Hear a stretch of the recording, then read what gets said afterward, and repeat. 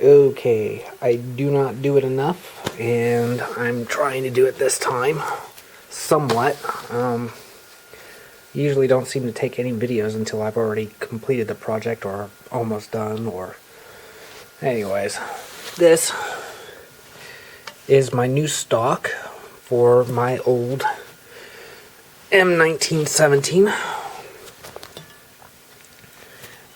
This project actually started a while back when it used to be chambered in 330 or 300 Weatherby, and basically I was experimenting with reloader 17, and at the time there was no data or reload data for it, and basically what it did was it expanded the chamber to my old barrel.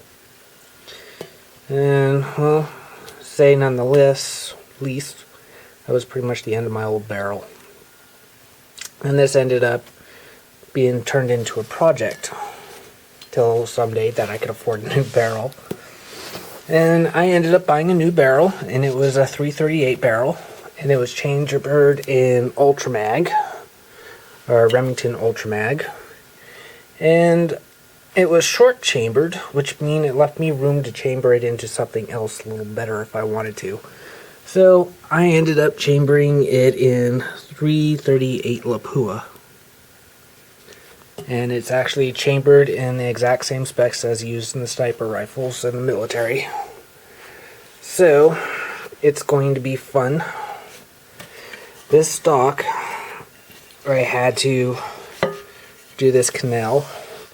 The canal was actually very, very thin, and it wasn't even finished for a regular barrel, so that's took lots of hours of a rod or a few different sticks with sandpaper really attached to them, and took quite a while, actually quite a few hours.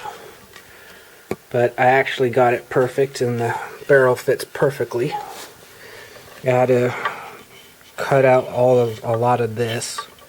Most of this wasn't done. This was actually classed as a blank still, and it's a lot more accurate than what it was when I got it. It actually, it wouldn't even let this receiver in it. It actually kept the receiver out about right there, and that's about how what the width was about this part. And basically it had this carved out, it had that, and this, which still wasn't at the right depth either. So, anyways, now it actually fits. I had to drill the hole, had to do this right here, I had to do a bit of the pocketing right here, I had to put this for the safety, which it didn't have, and I had to do a lot of work right along this area to get it down to where basically that would even fit in there. Basically, so this right here. So this would actually fit in there, which it wasn't cut that slot for this. And I had to basically do a lot of the outside work too. And it's still not done, and as you can see, that's not even. If that gives you an idea of how much it wasn't quite done.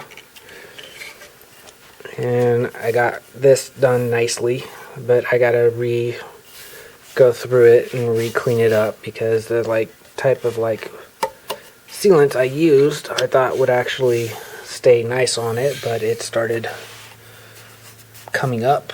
It's kind of bubbly now, and so I need to go back through it, re-sand it down, and I should probably just use some of my epoxy resin and just get it over with, which is not a bad idea. Anyways, nice and fat. I actually got this down quite a bit too. It used to be about it was fatter. Anyways, but I didn't do it quite evenly as I had hoped, and I don't know if you'll be able to see it on the camera, but it sits at a kind of an angle. So, I mean, it fits nicely into the shoulder pocket for a right-hand shooter, but I actually shoot left-hand and right-hand, but mostly left-hand. So, This actually will be sitting on this side instead of so nicely slanted right into the pocket of your shoulder. Kind of sucks, but you know, it's how it goes. So, let me show how it fits real quick. Hold on, you're about to get blacked out because it's face down on the carpet.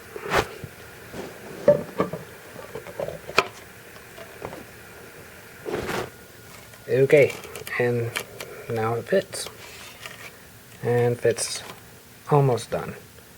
There's still a gap right there. You wouldn't push down. And that actually has to do with right about here, that I still have to do some more carving. And right underneath this and that right there. Plus, I got a chimney trigger.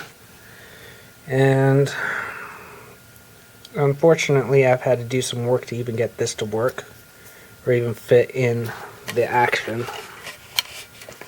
So, it fits now.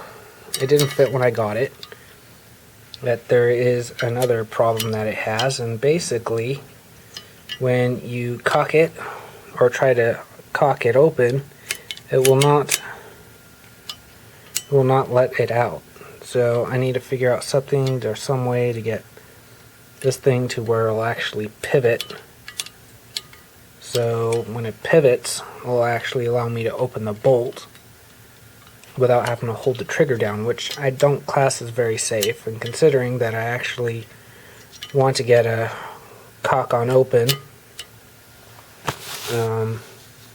say if I got a dead fire or misfire, and I have to open the bolt and it's gonna cock as I twist it, I'm not sure how well that's gonna react with me holding the trigger down. I mean, I don't know if it, no, I guess it wouldn't actually affect it, would it? Oh well. I still don't like it. I mean, the trigger pull's nice, but I don't like the fact that I have to hold the trigger down to open my bolt. It's just bad practice. But, you know, I guess that's how it goes. So, anyways, had this in the car of my trunk after getting it done, and within days, it rusted a lot of my barrel. And right along where it says 338 lapua on here, I'm not so happy about that. And I actually brought it over to the guy in Old West, which I would recommend anyone that if you live in Reading to go and get your work done by him. This bolt face was nasty. It really was nasty when I got it, the rifle originally, and it had big old nicks, dings, and everything else. You could actually just see screwed up tool marks and everything else. But he turned around and he even cleaned up the face for me.